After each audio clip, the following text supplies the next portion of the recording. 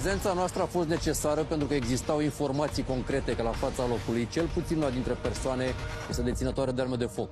Totodată, acestea sunt cunoscute ca persoane cu un comportament agresiv. Lunetist în poziție, zonă liberă.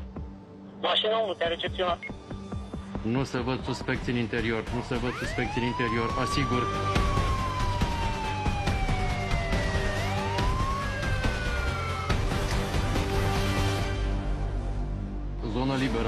Zonă liberă. Înaintăm. Cheamă breaching-ul. Liber înăuntru. Breaching!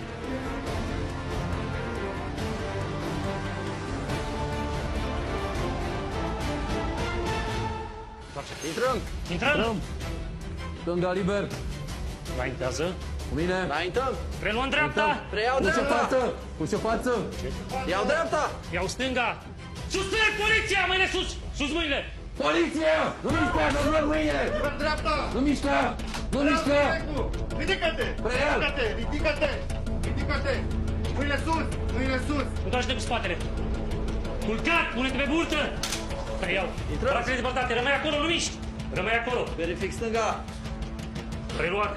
Verific Când dreapta. te tușezi, Asigur. dă brațul! Asigur! Gătușez, mâna stângă la spate.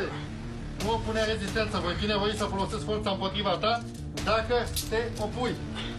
Rămâi pe loc. Uite-te la mine, uite-te la mine! Uite-te la el.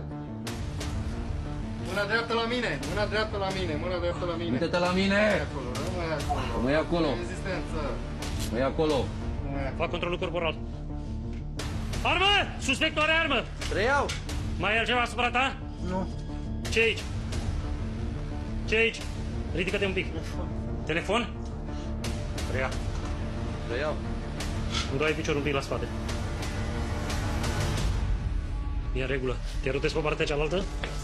Obiecte de interziție la deținere asupra ta? Nu. Ceva pe buzunare? Nu. Rămâi acolo, nu opune rezistență. Rămâi pe loc, rămâi pe loc. Ok, curat.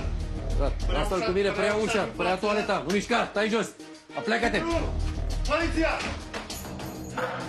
Stai cu minte! Liber ieși! Stai cu minte! Preia-l! Preiau! Asigur, ieșim! Ok? O să te ridic inițial, stai în fund, da?